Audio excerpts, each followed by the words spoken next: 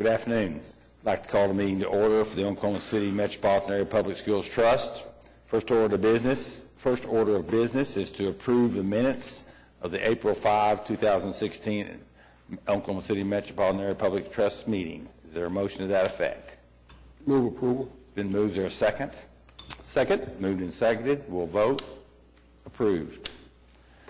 Next item, we have financial reports.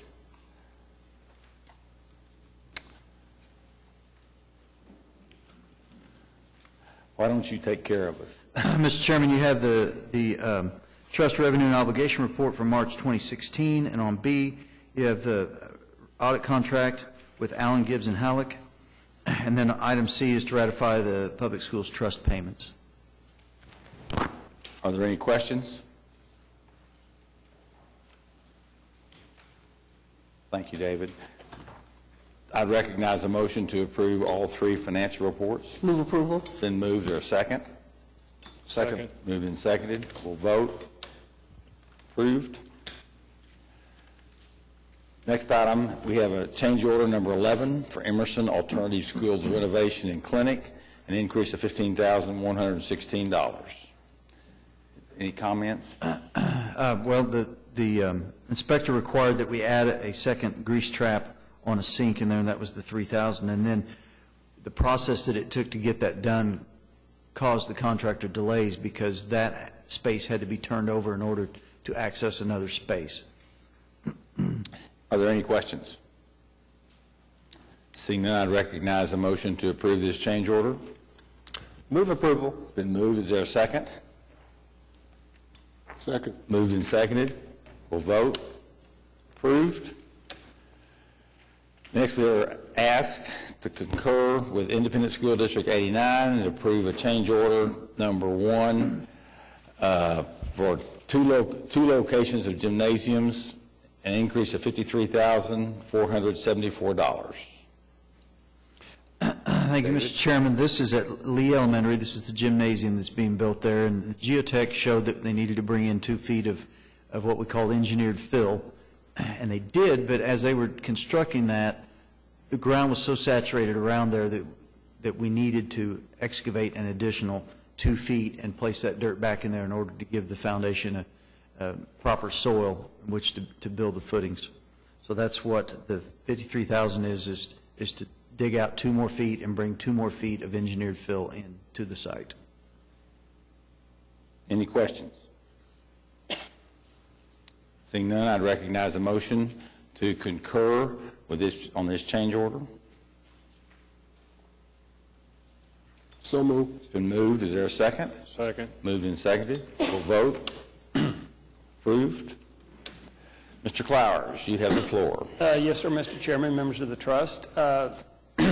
Concerning Maps for Kids projects, there are 2 projects under construction. The one that Mr. Todd mentioned at Emerson Alternative, the renovation in the clinic project. Those activities are ongoing on the 3rd floor, the kitchen, and the clinic. And then the second project under construction for Maps for Kids is the playground at John Rex Elementary. We've also got preliminary report design phase underway for improvements to be done at FD Moon Elementary. And then final plan phase is underway for classrooms and the gym at Cesar Chavez Elementary School. As for I-89 bond projects, 21 classroom and gym projects are complete and finally accepted. Construction continues at Taft Stadium, and construction is ongoing at 12 elementary schools for new gyms. Those are Nichols Hills, Heronville, Fillmore, Prairie Queen, Rockwood, Eugene Field, Edwards, Britton, Parks, Willowbrook, Lee, and Arthur, all elementary schools. We also have construction underway on 5 projects for gyms at Hawthorne, Sequoia, Linwood, North Highland, and Ridgeview. Those are being done in 2 separate projects. And then final plans and specs for gyms at 5 schools, Quail Creek, Cleveland, Shidler, Rancho Village, and Western View Elementary Schools are final plans are underway on those. And then we have preliminary design underway on gyms at 4 elementary schools, Green Pastures, Spencer, Edgemere, and Wilson Elementaries. Suburban districts, we have 8 suburban school districts that have balances totaling just over $132,000. All 8 of those districts have been notified by the staff of their balances and were offered assistance with project applications to expend the remaining funds. The next trust meeting is scheduled for Tuesday, June 7th at 3 p.m. Program consultant update is in your package. Does anybody have any questions for Mr. Clowers?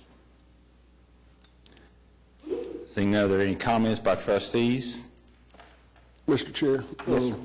It was mentioned that there are suburban school districts with outstanding balances. If there be anyone watching in the Harris School District or the Putnam City School District in particular, you have money that you need to identify projects and get that money spent, Harris, Putnam City. I would also ask, I know that there was a report at a previous meeting about the administration building not being a MAPS project anymore. Could you reiterate what the status is there? Yes, and I'm going to ask Mr. Todd to help me out on this. We had, the monies that we had allocated or had, we transferred back to the school district. Is that right, Mr. Todd? Was it 1.5 million? There was 1.5, yes, sir.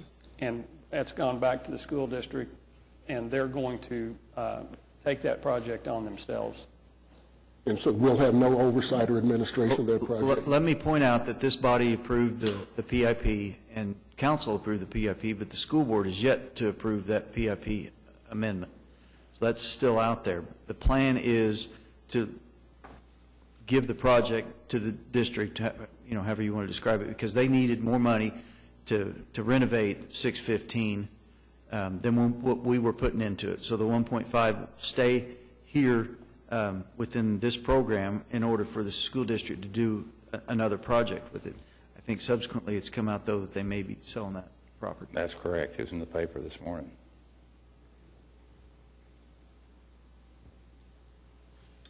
Any other questions, comments?